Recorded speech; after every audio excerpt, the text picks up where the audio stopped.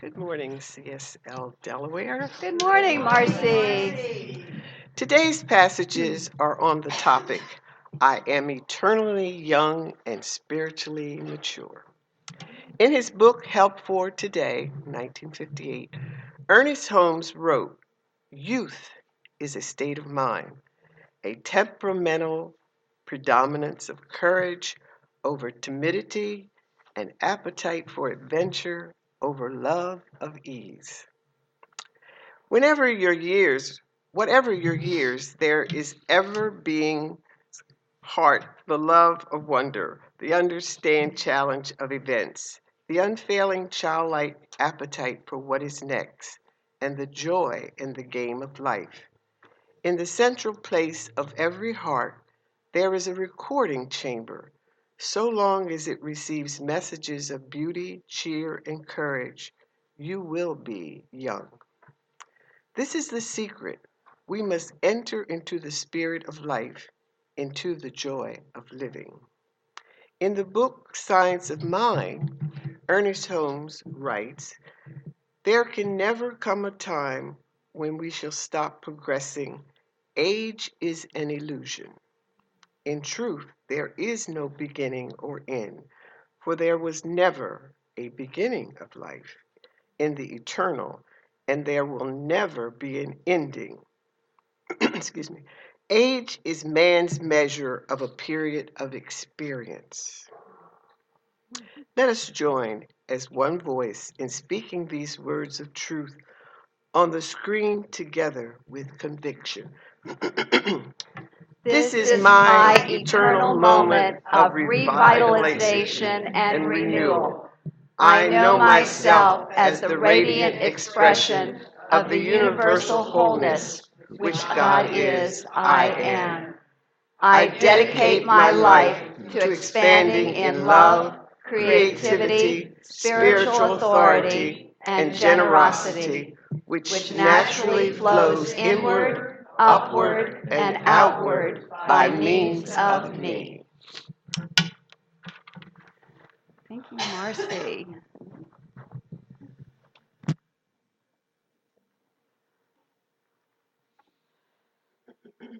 I'd like to start by reading this beautiful quote by Rumi, where he actually speaks from the place of the inner divine, which he calls the beloved. Come to me, and I shall dance with you in the temples, on the beaches, through the crowded streets. I shall show you the brilliant crystal fires shining within. I shall show you the beauty deep within your soul. I shall show the path beyond heaven. I love Rumi. Any other enthusiasts for Rumi out there? Love his poetry. He's a Sufi poet. So this month is called The Dance with Divinity. That's the overall theme. And so this song that we just sang is so perfect.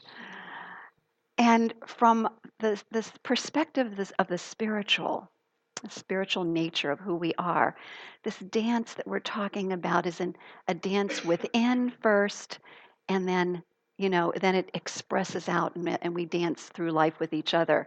And I like the idea of a dance because it it it it taught it it it speaks to me in a way that reminds me that I am in this dance with something greater than myself, not only in me but in each one of you and everyone else on the planet.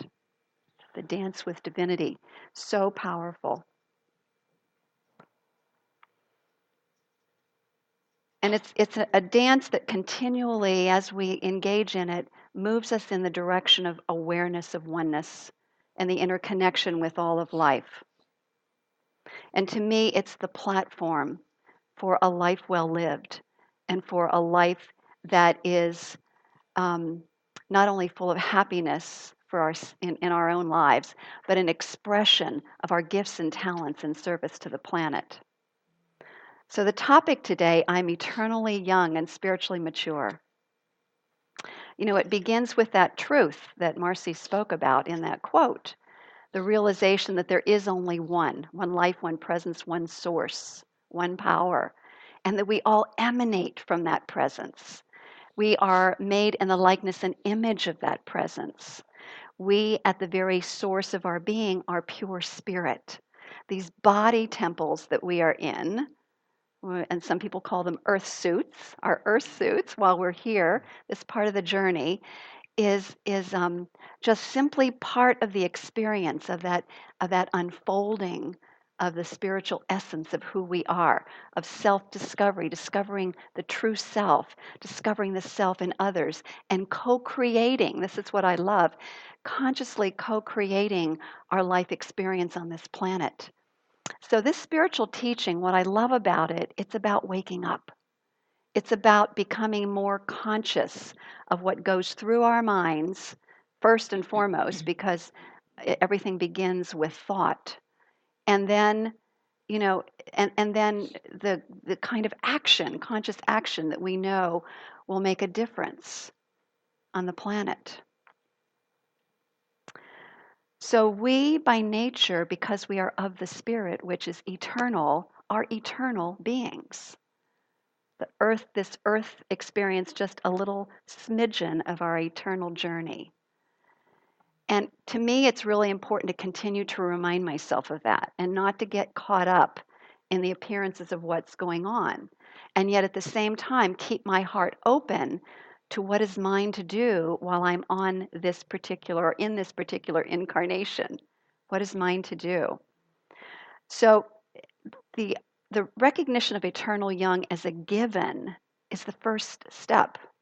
And the other part of it is then this thing that we call spiritual maturity. And spiritual maturity to me is related to our spiritual practice. Are we willing to dedicate time daily and to be as conscious as we can, as mindful as we can throughout our day to cultivate this thing called spiritual maturity, which is the ability to look beyond appearance to a higher vision, or to look beyond appearance to the truth that's already present, that infinite invisible that we don't see with our physical eyes, but we sense with the spirit essence of who we are. When we stay grounded in the awareness that this is a spiritual universe governed by spiritual law, and that we are spiritual beings, then what we find is that we live differently. We live differently. We live with a sense of connection to one another, a connection to our planet. So important for the healing of humanity and for the healing of the earth. So all of this is about states of consciousness that we can cultivate and continue to cultivate. Spiritual maturity. So we are eternally young. We are spiritually mature. Today I wanted to focus on three particular attributes that Ernest Holmes mentioned in that quote that Marcy just read that are related to to cultivating this awareness of oneness, of eternality, of spiritual maturity. And here, this is what they are. And then we'll get into them. Wonder and awe. Wonder and awe. Being and living in a sense of wonder and awe of the beauty that surrounds us. How many of you on your way here today noticed the beauty of nature? Anybody? Yeah, right. Yes. Beauty and wonder. That keeps us young. Courage is the next one. Courage in the face of challenges. So no matter what's going on, to show up, and be prepared and be ready to be that beneficial presence. So courage in the face of challenges. And then the last one is the spirit of adventure. And I love what Ernest Holmes says, to have an appetite for what is next. Do you feel the joy in that? It's like, okay, what's next? What's next? Whatever it is, I can handle it because I know who I am in truth. I am a being of spirit. I have the creative power of mind that I can use. So bring it on. What's next? I'm ready for it. I love it. So being in a state of awe and wonder, let's look at that first, and let's just, let's drop into that amazing way of being that I love, and I see myself as someone who is in awe of wonder all the time, and I try to bring other people in with me, my grandchildren or my daughters or my husband or whoever is there is like, wow, look at this, look at this, look at this, wow, look at this. When we do that, what happens within us? Think about it. It get excited. What do you think that does for our minds, our hearts, our bodies? It revitalizes, it renews, it strengthens. That sense of awe and wonder lifts us. It keeps us young, right? We're giving ourselves the gift of youthfulness. And again, I'm reminded, I love this, what Ernest Holmes says. He said, um, uh, it's important to feed the record. I'm going to call it the recording studio. He called it the recording chamber. We feed the recording studio of our heart by messages of love, joy, and beauty. We feed that. Think of our hearts, a recording chamber, a recording studio, in which we continually feed it with these messages of love and joy and beauty. We do that when we live in a state of awe and wonder.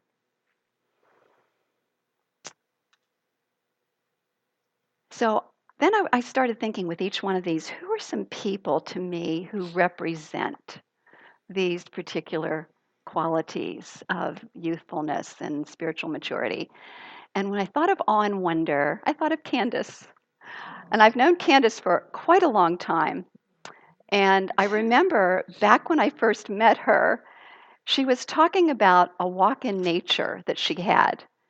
And her eyes were sparkling, and she was describing, all of the things that she had seen on her walk, and as she does in such a poetic way. And it lifted me. It was like, whoa, that's so awesome. And she continues to do that. She talks about her bird feeder. She talks, and the birds that come, but there's such a sense of wonder in it. And Candace is eternally young. She exudes that thing called not only spiritual maturity, but youthfulness. Right? Yeah, right. Okay, so the next one, the next quality that I thought of is courage. Courage in the faith in the face of challenges. And many of you may or may not know what's been going on behind the scenes here at the spiritual community. But because we've joined Centers for Spiritual Living, this larger organization, we have available to us some resources that we haven't had before. And one of them is something called the Hefferlin Grant that helps to fund and revitalize ministries. So Lucinda Elam is who I'm going to use in this next aspect, which is the courage to face challenges. She's one of our practitioners. She is a single or widowed grandmother raising 2 teenage sons in the city of Wilmington. She is an avid, shall I say, a huge advocate of Science of Mind teachings. She is a woman of faith. Ever since I've known her, she has this deep faith, this deep ability to look beyond appearances and to keep her eye on the vision. And so almost from the time that I met her, she's had an amazing open heart for wanting to make a difference with inner city teens. And so just recently she's been engaged in the visioning process, which is catching the vision, preparing herself in consciousness, and suddenly she was inspired into action. Suddenly. And so March 17th, we had our very first teen gathering here in this sanctuary on a Saturday. And 19 inner city teens showed up. And in addition to Lucinda and I, there were 3 other adults who made the commitment. And we took them through the visioning process and helped them to create vision boards to empower them to live the lives that they desire. And Lucinda, her intention, she, from the time she started studying this teaching, she said to me many times, we have got to get this out to my people. They've got to learn this. It's time for us to help empower people to be all they can be. And she said, particularly our teens, I want to get this out there. And she was so, and so this has kind of developed over the last 7 years or so since she's been here. And so this is the time that it burst forth into expression. And this is the time that the funding is available, right? It's like divine timing. Do you see how things line up when we listen within and when we follow that inspired action, when it's time to take that inspired action? So the beauty of this is that yesterday and Mary is her leader champion, by the way. And so Mary and I so Lucinda wrote her part, which I'm going to read in a second. Mary and I worked on it to refine it. And I don't know if you've ever filled out a grant application, but it's long. And I was thinking about how many hours I probably spent this week, maybe 8 hours total. But I am so inspired and so into this because this is a way that we can make a difference, another way that we can make a difference on the planet. And, after that particular first gathering, the adults were charged, the children, the teens were charged, and they said, when are we going to do this again? So now it's happening once a month, as you saw from our announcements. It's exciting. It's exciting what we're doing here. I'm reminded what Margaret Mead talks about. They're amazing. I can't remember the exact quote, but they're amazing things that a small group of committed citizens can do on the planet. We are that. We are that. And it's exciting. I want to read to you, though, what Lucinda wrote in the grant application. She writes, Wilmington, Delaware has been called the murder capital of the United States for several years. Wilmington is no longer the quiet, sleepy little town that it used to be. Because of gun violence and illegal drug sales, it's no longer a safe haven. Children, along with adults, are held hostage in their homes. Feelings of hopelessness, fear, and depression are common among the children and teens in Wilmington. The overall goal of the CSL Delaware Teen Program is to provide love, guidance, and hope to inner city youth by sharing the Science of Mind philosophy and principles for spiritual living. It is our intention that our inner city youth receive the benefit of these empowering teachings to support the next generation in becoming the awakened human beings who lead creative and empowered lives, and in becoming the enlightened leaders of the future.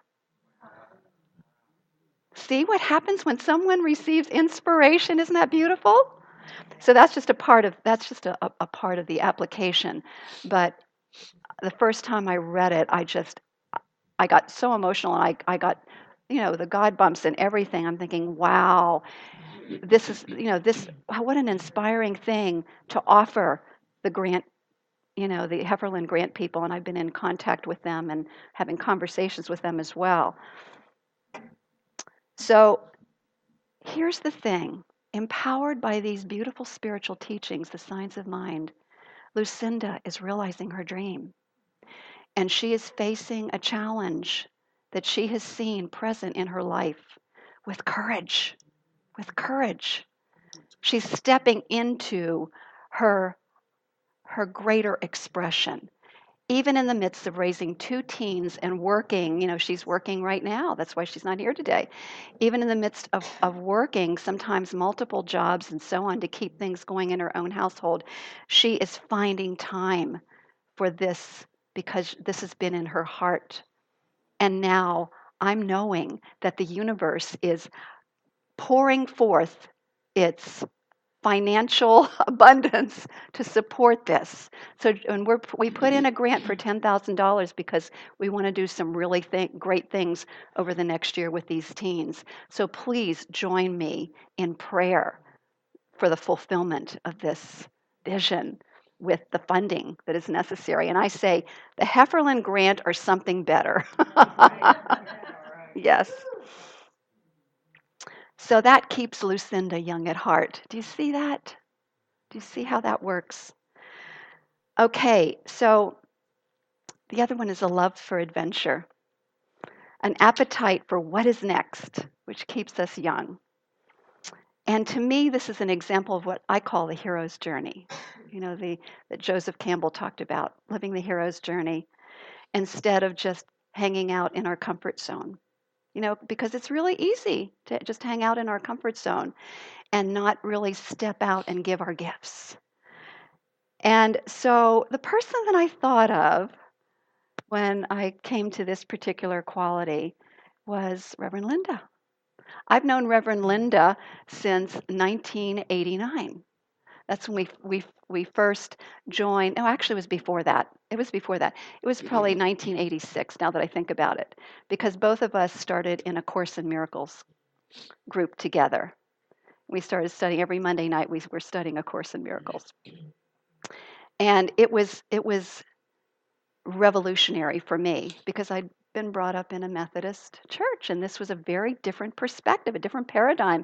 And it really took a while for it to sink in, this idea of oneness. You know, I'd been brought up with a God is out there somewhere, you know, and so this idea of oneness was just really percolating in me. And then I found out that there was a new it was called Wilmington Church of Religious Science back in 1989, 1990, and Linda and I both joined that.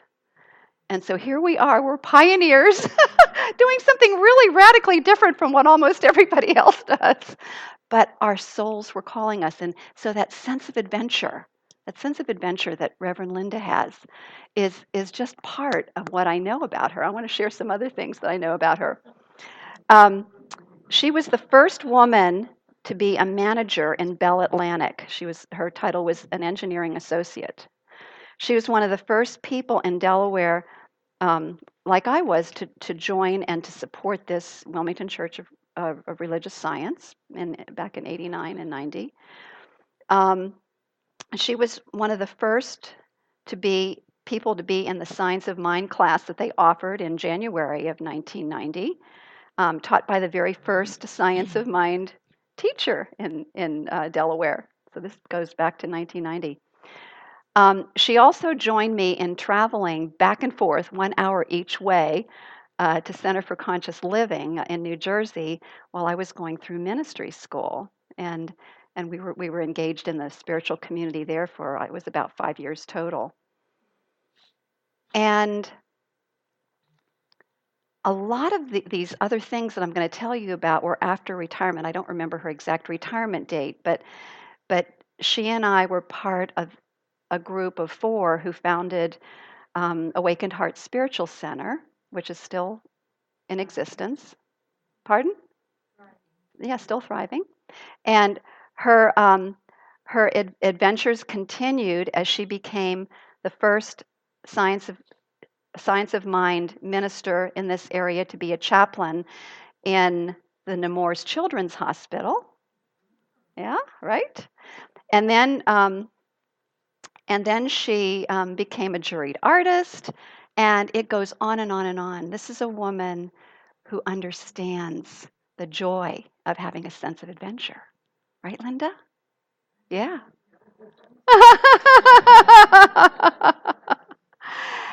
And so, as I think about Linda and Lucinda and Candace, and really all of us, I don't really mean to leave anybody out. These qualities that I'm speaking about are inherent in all of us. It's just simply about cultivating them. It's about cultivating them. And we do that with our spiritual practice. A sense of wonder and awe, the beauty of life, the courage to face challenges, the spirit of adventure. All of these are part of a spirit-filled mature life, mature spiritual life, and at the same time, it keeps us young and vibrant. So, what I would like to do is I would like to share with you a beautiful spiritual mind treatment by one of Center for Spiritual Living's ministers emeritus, who wrote this at age 90. She's 90 at this point in time. And I thought it was so beautiful that I actually took a couple of lines of it for our affirmation for the month. So you'll recognize some pieces of it. But I invite you to close your eyes and turn within as I offer this beautiful affirmative prayer that we call spiritual mind treatment.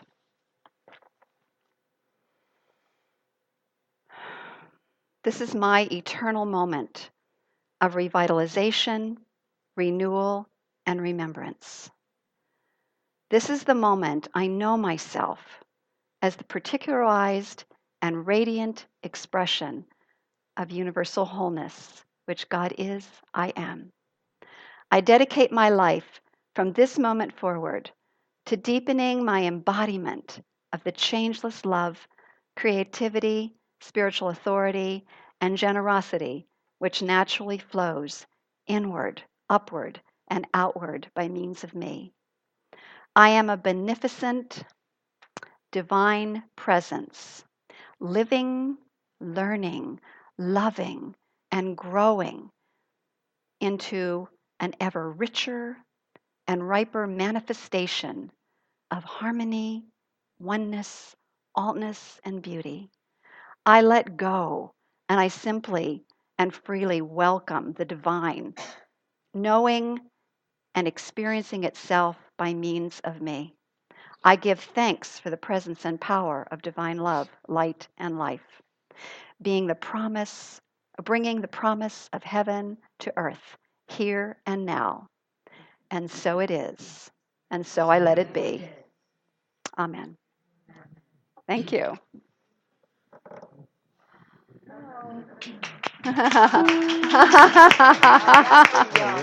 Yeah, really. Wow.